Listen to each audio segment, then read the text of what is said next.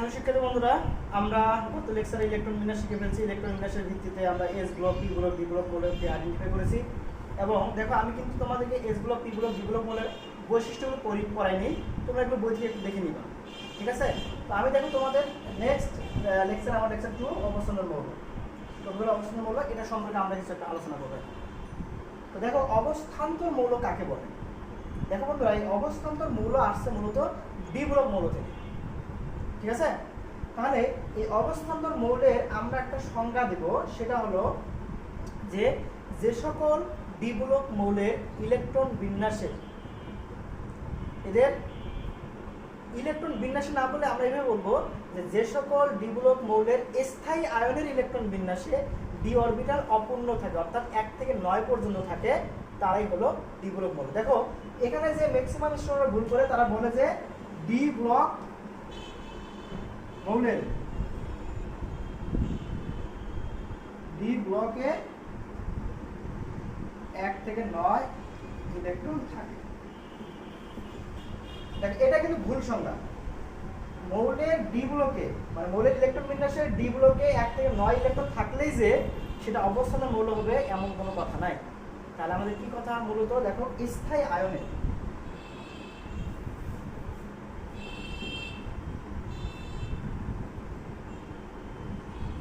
স্থায়ী আয়নের ইলেকট্রন বিন্যাসে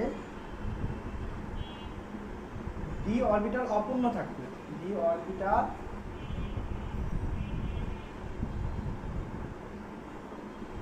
অপূর্ণ থাকবে। মানে কত? 1 থেকে 9টি ইলেকট্রন থাকবে। স্থায়ী আয়নের ইলেকট্রন বিন্যাসে ডি অরবিটাল অপূর্ণ থাকে, এটা হলো কি আমাদের মূলত এই অবস্থান্তর মৌলের সংজ্ঞা। তাহলে দেখো, কেন আমি স্থায়ী আয়নের ইলেকট্রন বিন্যাস বললাম? সেটা হলো যে কিছু কিছু মৌল আছে যেগুলোর 1 থেকে 1টা ইলেকট্রন থাকে। যেমন আমি স্ক্যান্ডিয়াম করি, স্ক্যান্ডিয়াম কত? 21। দেখো এটা আসবে 1s2, 2s2, 2p6, 3s2, 3p6। তারপরে কি আসবে আমাদের? অলরেডি আমাদের 20টা গেছে, সরি 10টা, 12টা, 18টা হয়ে গেছে। আচ্ছা, তারপরে কত হবে আমাদের? 4s2 আর 3d আসবে 1। দেখো বন্ধুরা, আগের সংজ্ঞা অনুসারে যদি আমি বলতাম যে সকল ডি ব্লক মৌলের ইলেকট্রন বিন্যাসে 1 থেকে 9টি ইলেকট্রন থাকে, তারা অবস্থান্তর মৌল, তাহলে সেই হিসেবে কিন্তু আমার স্ক্যান্ডিয়ামটা কি অবস্থান্তর মৌল হওয়ার কথা। কিন্তু আসলে অবস্থান্তর মৌল স্ক্যান্ডিয়াম অবস্থান্তর মৌল নয়। কেন নয়? এই পরের সংজ্ঞা। সুতরাং আমাদের এটা এই সংজ্ঞা অনুসারে যখন দেখবো, আমরা দেখো স্ক্যান্ডিয়ামের স্থায়ী আয়ন মানে কত? 3+, Sc3+। আমরা 3টে ইলেকট্রন ছেড়ে দিবে, দিলে কি হবে দেখো বন্ধুরা, ধরো আমরা আর্গন দিব, 18টা চলে গেল, তারপর থাকবে 3d আর 4s ধরে দিলাম, তাহলে এখানে থাকবে 0, এখানে থাকবে 0। তাহলে এই ইলেকট্রনটা দেখো, আমার যখন 3টে ইলেকট্রন চলে যাবে, তখন এই দুটোও চলে যাবে, এটাও চলে যাবে, ছেড়ে দেবে। তো আমরা পরস্পর স্ক্যান্ডিয়াম 3+। তখন কিন্তু দেখো এই স্ক্যান্ডিয়ামের 3+ আয়নের মানে স্থায়ী আয়নের, স্থায়ী মানে কি? সর্বোচ্চ পরিমাণ ইলেকট্রন ছেড়ে দেওয়া, মানে তারপরে সে ইলেকট্রন ছেড়ে দিতে পারবে। যেমন দেখো আয়রনের কথা, আয়রন প্রথমে 2 ইলেকট্রন ছাড়তে পারে, তারপরে কিন্তু আরো একটা ইলেকট্রন ছাড়তে পারে, তার মানে তার স্থায়ী কোনটা? 3+। তো আমরা যখন সংজ্ঞাগুলো দিব মানে অবস্থান্তর মৌলের, তখন বলবো যে স্থায়ী আয়নের ইলেকট্রন বিন্যাসে ডি অরবিটাল অপূর্ণ থাকবে, মানে কি 1 থেকে 9টা থাকবে, তাহলে তারাই হবে কি অবস্থান্তর মৌল। তাহলে এই সংজ্ঞা অনুসারে আমাদের এইটা দেখো কি অবস্থান্তর মৌল কি নয়, এটা অবস্থান্তর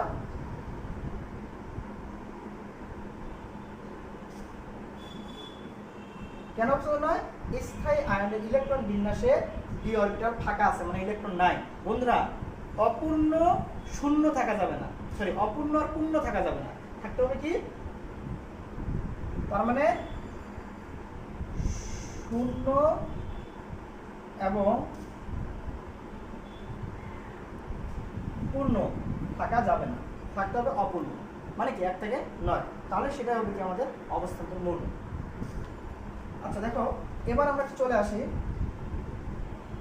যে এদেরকে কেন অবস্থান্তর মৌল বলা হয়, তাই না? দেখো বন্ধুরা, আমরা যদি আয়রনের ইলেকট্রন বিন্যাসটা করে দেখো, Fe আয়রনের কত 26, অর্থাৎ আর্গন হলো আমাদের 18টা, তারপরে আসবে আমাদের 4s2 20 3d6, এটা হলো আমাদের আয়রনের ইলেকট্রন বিন্যাস 26। ঠিক আছে, আগে দেখবো এই মৌলটা আসলে অবস্থান্তর মৌল কিনা। অবস্থান্তর মৌল এর যদি আমি স্থায়ী আয়ন করতে যাই, স্থায়ী আয়ন ইলেকট্রন বিন্যাস করে দেখা যাবে এখান থেকে 3টা ইলেকট্রন চলে যাবে, 3টা ইলেকট্রন করতে যাবে, একটা দুটো অবস্থান থেকে যাবে আর একটা কি ডি অরবিটাল থেকে যাবে। অর্থাৎ আমি যদি Fe3+ করে দেখো, তার এর ইলেকট্রন বিন্যাস আসবে আর্গন 3d5 4s0। আর 3+ এর সংজ্ঞা অনুসারে আমরা দেখলাম বা ইলেকট্রন বিন্যাস করে দেখলাম যে এর ডি অরবিটালটা কি আছে, অপূর্ণ আছে, অর্থাৎ 1 থেকে 5 আছে। তার মানে এই মৌলটা, এই আয়রন মৌলটা কি একটা অবস্থান্তর মৌল।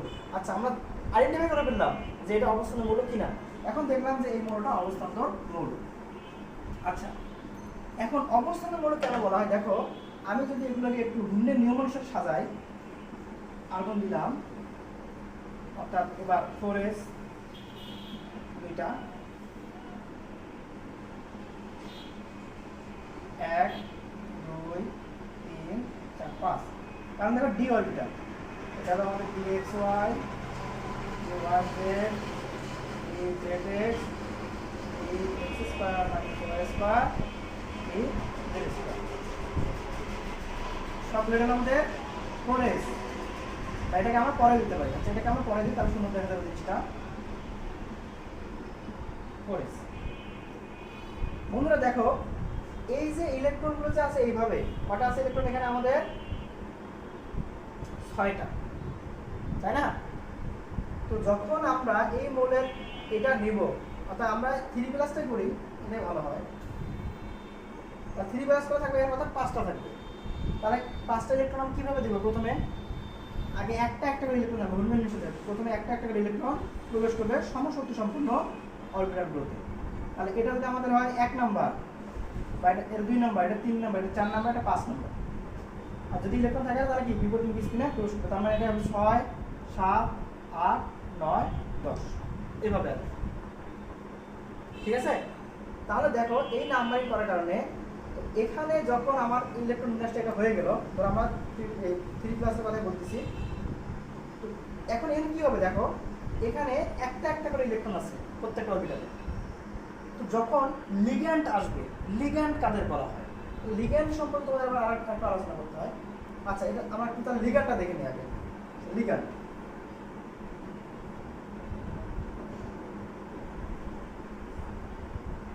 যারা মুক্ত জোর ইলেকট্রন ছেড়ে দিতে পারে। দেখো বন্ধুরা, যে সকল মৌল বা যৌগ বা আয়ন যারা মুক্তজোর ইলেকট্রন ত্যাগ করতে পারে বা দান করতে পারে, তাদেরকে বলা হয় লিগ্যান্ড। সেই হিসাবে দেখো, অর্থাৎ যাদের মুক্তজোর ইলেকট্রন থাকবে তারাই লিগ্যান্ড। অর্থাৎ আমি যদি পানির কথা বিবেচনা করি, দেখো H2O, এই অক্সিজেনে কিন্তু বাইরে আরো আমাদের দুই জোড়া ইলেকট্রন আছে। সুতরাং এই জায়গায় 2 জোড়া ইলেকট্রন, এই 1 জোড়া, এই 2 জোড়া, এই ইলেকট্রনগুলো সে অন্যকে দান করতে পারবে বা শেয়ার করতে পারবে। সুতরাং এই পানি একটা লিগ্যান্ড।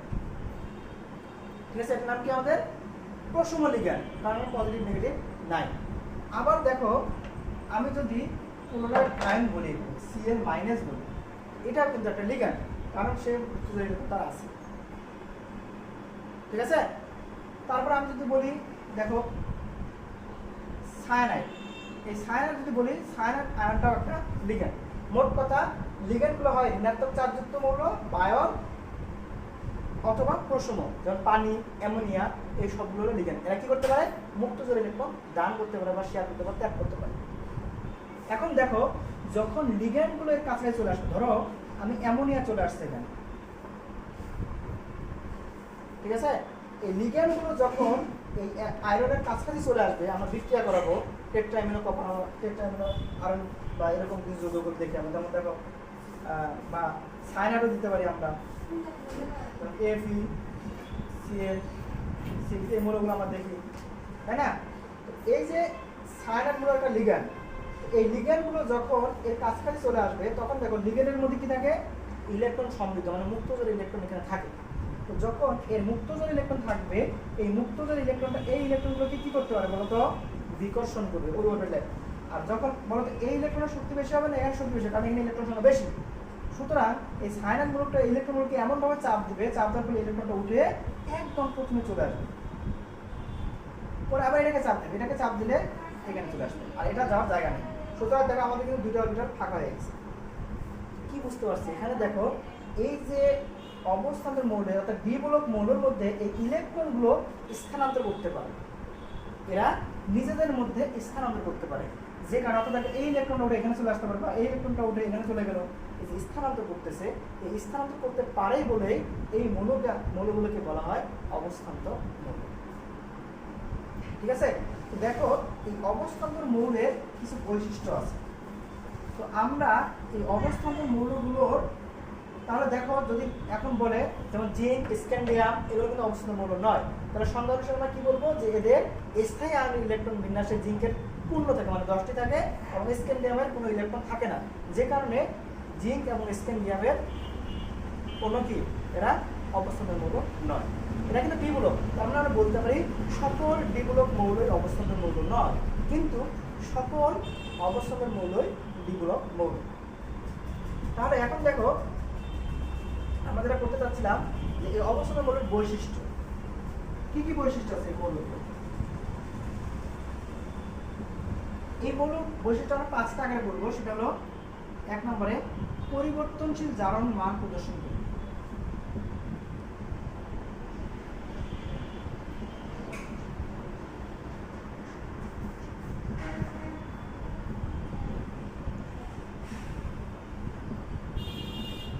আচ্ছা 2 নম্বর দেখো প্রভাবন ধর্ম থাকবে,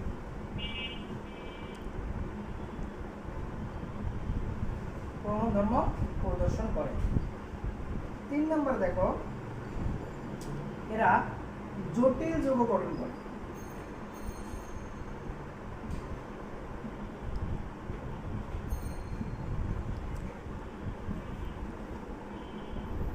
আর 4 নম্বর হলো এরা প্যারাচুম্বকত্ব ধর্ম প্রদর্শন করে।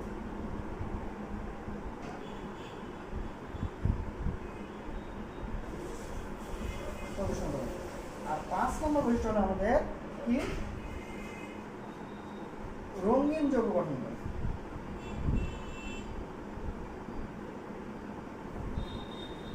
তার মানে দেখো এই 5টা বৈশিষ্ট্য, তার মানে অবস্থানের মৌল করতে গেলেই আমাদেরকে 5টা বৈশিষ্ট্য তার জানতে হবে। 1 নম্বর কি, পরিবর্তনশীল জারণ মান প্রদর্শন করবে। 2 নম্বর হলো প্রভাবন ধর্ম প্রদর্শন করবে। 3 নম্বর জটিল যৌগ গঠন করে। 4 হলো প্যারাচুম্বক ধর্ম প্রদর্শন করে। আর হলো 5 হলো রঙিন যৌগ গঠন করে। তো আমি তোমাদেরকে এখানে একটা জিনিস নিয়ে একটা আলোচনা করবো, সেগুলো প্যারাচুম্বক ধর্ম, আর বাকি যে 4টা থাকবে এটা আমি পরের লেকচারে আলোচনা করবো। তাহলে দেখো আসলে এই প্যারাচুম্বকত্ব মানে কি আসলে বন্ধুরা, আমরা কিন্তু ফিজিক্সে অলরেডি পড়ে গেছি। ফিজিক্সে আমাদের আছে সেকেন্ড পার্টে দ্বিতীয় পথ তোমার 4th অধ্যায় মেবি হবে, সেখানে কিন্তু আমরা প্যারাচুম্বকত্ব, ডায়াচুম্বকত্ব ধর্ম বা আমরা এগুলো আগে পড়ে আসছি। এই চুম্বক ধর্ম করতে গেলে দেখো আসলে কোন কোন মৌল, কেমিস্ট্রির কোন কোন মৌলগুলো প্যারাচুম্বক, কোন কোন মৌলগুলো ডায়াচুম্বক বা ডায়াচুম্বক কাকে বলে সেগুলো একটু জানবো। চুম্বক পদার্থ 3 প্রকার, মানে মূলত প্রধানত আরও আছে, অ্যান্টিফেরো আছে। তো দেখো আমাদের মূলত ফেরো চুম্বক পদার্থ, 1 নম্বর ফেরো চুম্বক পদার্থ 1 নম্বর। 2 নম্বর হলো প্যারাচুম্বক পদার্থ। 3 নম্বর হলো ডায়াচুম্বক পদার্থ। বন্ধুরা দেখো এই যে ফেরোচুম্বক পদার্থ, প্যারাচুম্বক পদার্থ, ডায়াচুম্বক পদার্থ, ফেরোচুম্বক মানে এগুলো চুম্বক দ্বারা তীব্রভাবে আকর্ষিত হয়, আর প্যারাচুম্বক পদার্থ মানে এগুলো চুম্বক দ্বারা আকর্ষিত হয়, তো ফেরোচুম্বকের চেয়ে একটু কম। আর ডায়াচুম্বকগুলো হলো চুম্বক দ্বারা তো আকর্ষণ হবেই না, বরং বিকর্ষণ করবে। তাহলে কোন কোন মৌলগুলো আসলে ফেরোচুম্বক, পেরাচুম্বক, ডায়াচুম্বক এগুলো কম থাকবে। তোমরা মনে রাখবা ফেরোচুম্বক কত তিনটা আছে, আয়রন, নিকেল, কোবাল্ট। এই তিনটা পদার্থ আসলে মৌল আমাদের প্রধানত, এই তিনটা মৌলই আমাদের ফেরোচুম্বক পদার্থ, আমরা মনে রাখবো। আর এই প্যারাচুম্বক পদার্থগুলো কোনগুলো জানো? যাদের ইলেকট্রন বিন্যাসে অযুগ্ম ইলেকট্রন বিদ্যমান, বুঝতে পারছো? অযুগ্ম ইলেকট্রন,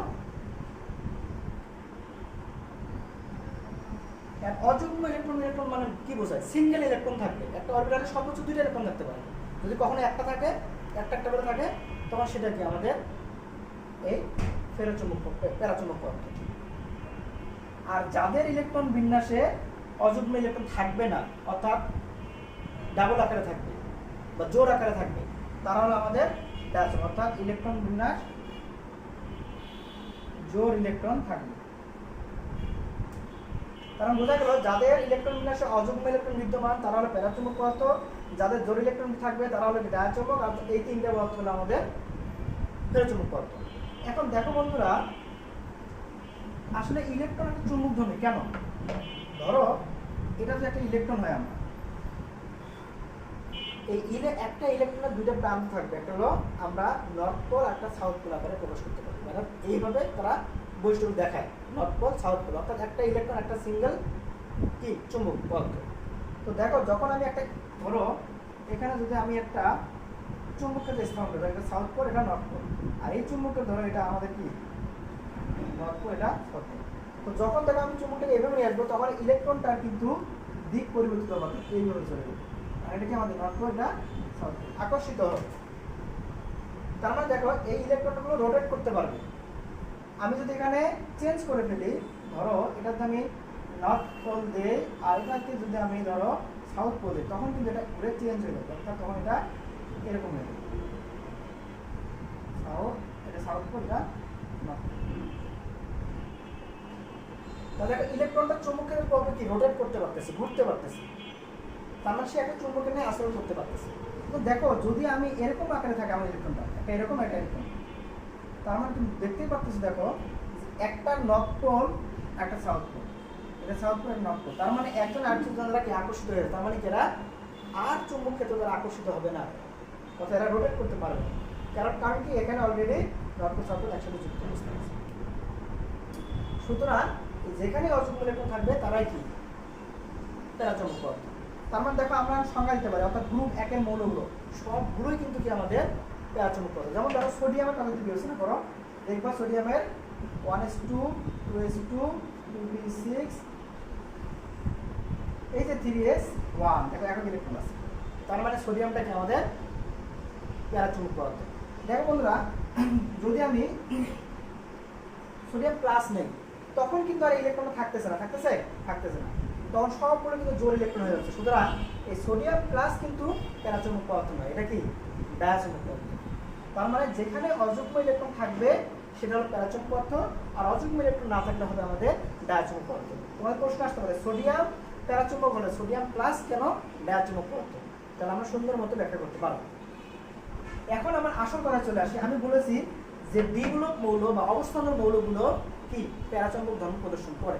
দেখো বন্ধুরা, আমাদের এই অবস্থানের মৌল মানে কি, দেখো এখানে যেটা থাকবে আমাদের এই যে n-1 d 1 থেকে কত 9, এটা কিন্তু থাকবে, মানে d অরবিটাল ইলেকট্রন 1 থেকে 9 থাকবে। তাহলে দেখো যদি আমি d অরবিটালটা এভাবে লিখি 1 2 3 4 5, দেখো যদি আমার 9টা ইলেকট্রন থাকে d অরবিটালে, তাহলে কি আসতেছে 1 2 3 4 5 6 7 8 9, তার মানে দেখো আমাদের একটা অযুগ্ম ইলেকট্রন থাকতেছে।